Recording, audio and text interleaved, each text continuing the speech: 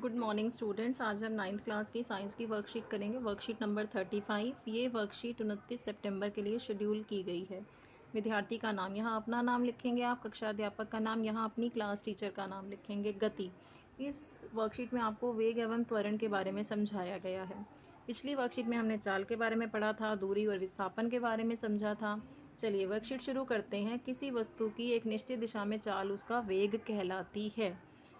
एक निश्चित दिशा जब आपको दी हुई हो किसी वस्तु की, तो उस दिशा में जो चाल होगी वो वेग कहलाएगी। चाल क्या पढ़ते थे हम? दूरी बटा में समय। और हम वेग क्या पढ़ेंगे? वेग है विस्थापन बटा में समय। ठीक है, क्या अंतर है चाल और वेग में? वेग के अंदर आपको दिशा दी जाएगी, चाल के अंदर आपको दिशा नहीं दी जाती थी। ठीक है, विस्थापन जो है वो दिशा बताता है हमें, दूरी हमें दिशा नहीं बताती। तो चाल कैसी राशि थी?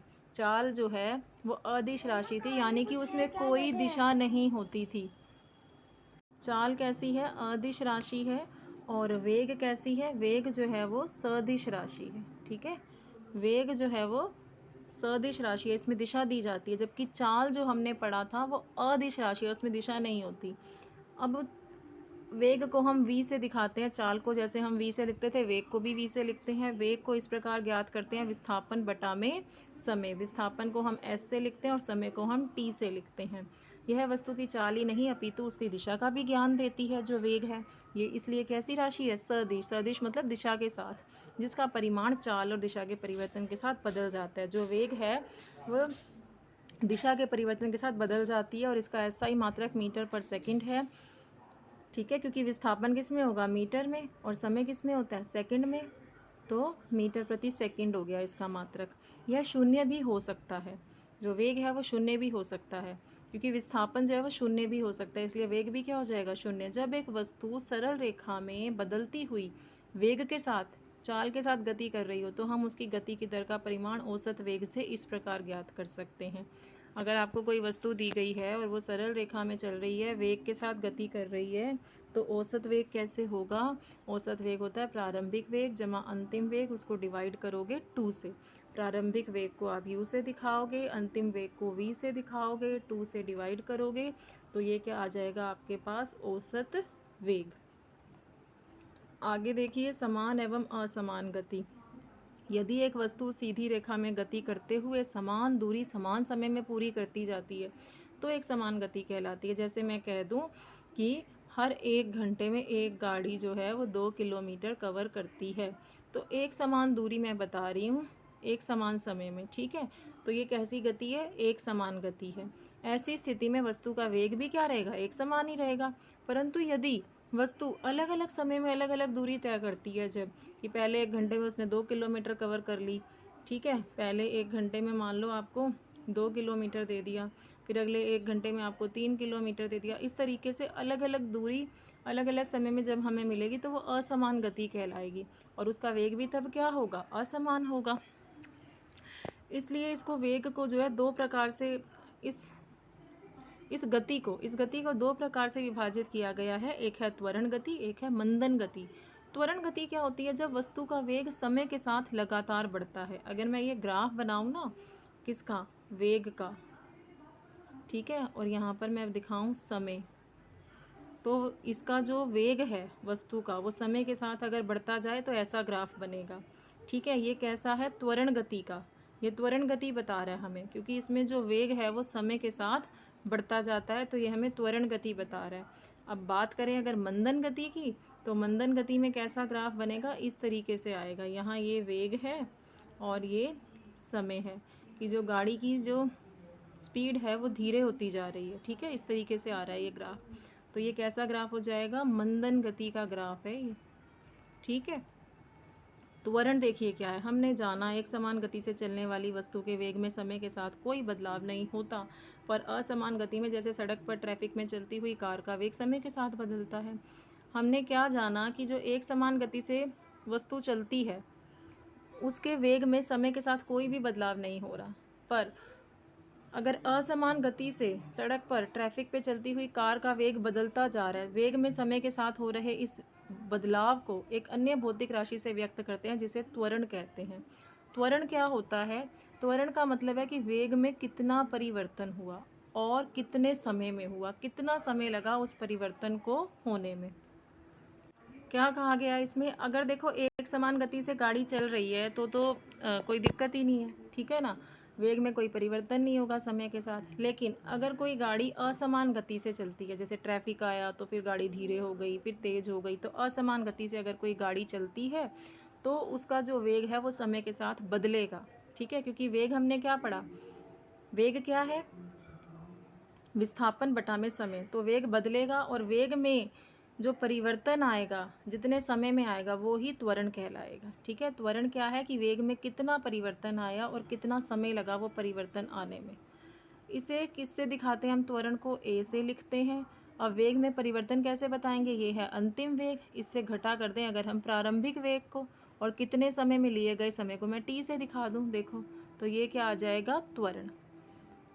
वेग में परिवर्तन अंतिम वेग माइनस है ये यहाँ पर, माइनस प्रारंभिक वेग और समय टी हो तो त्वरण ए से दिखाते हैं, क्या हो जाएगा, अंतिम वेग माइनस प्रारंभिक वेग बटा में समय, ऐसे।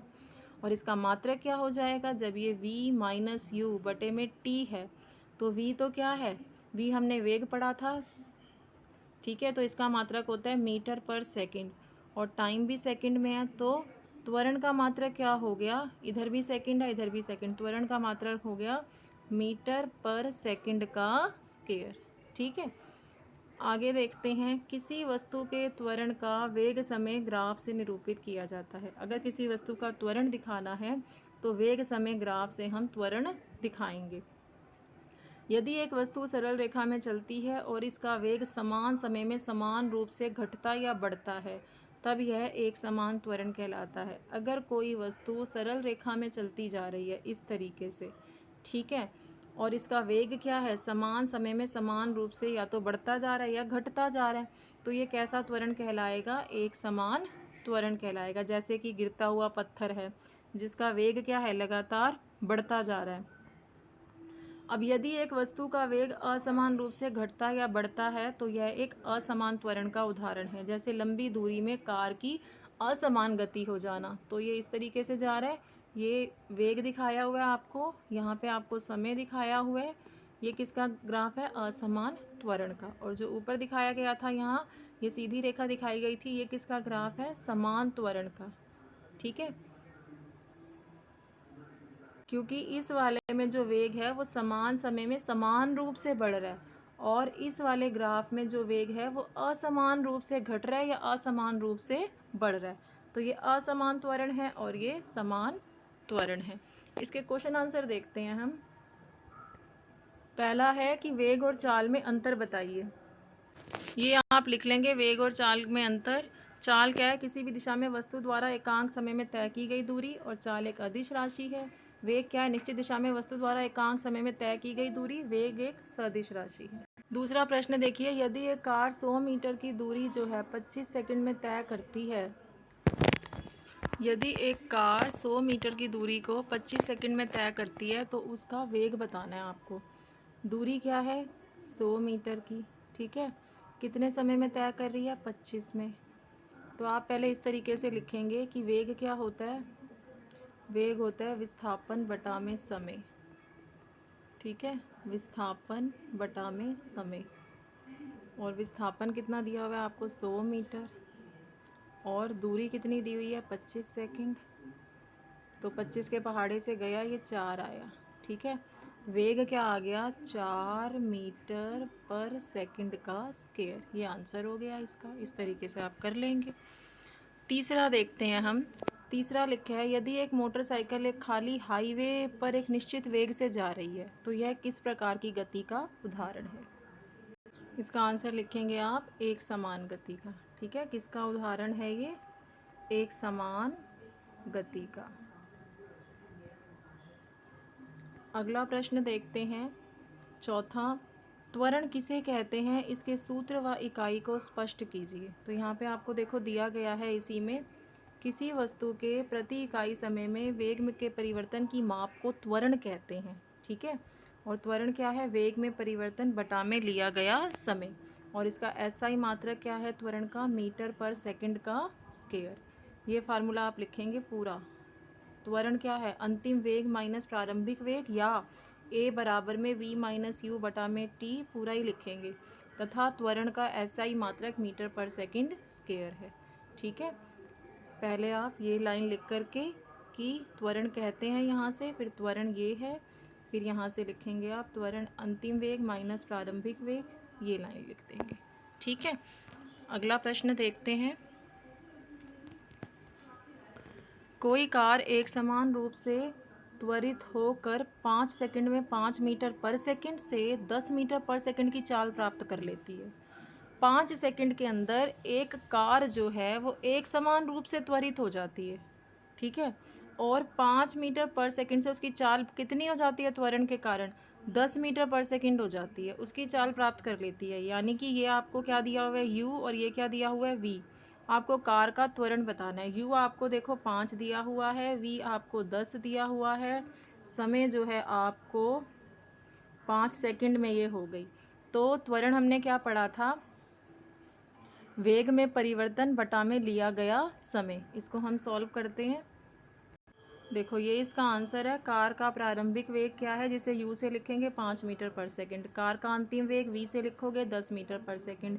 वेग में परिवर्तन के लिए लिया गया समय 5 सेकंड। त्वरण क्या हो गया? v माइनस यू बटा में t होता है फार्मूला, तो 10 माइनस 5 बटा में 5 कितना आया? ये 5 के पहाड़े से ये कट गया और ये आ गया 1 मीटर पर सेकंड। ठीक है, ये आप यहाँ से नोट कर लेंगे 5वें का आंसर।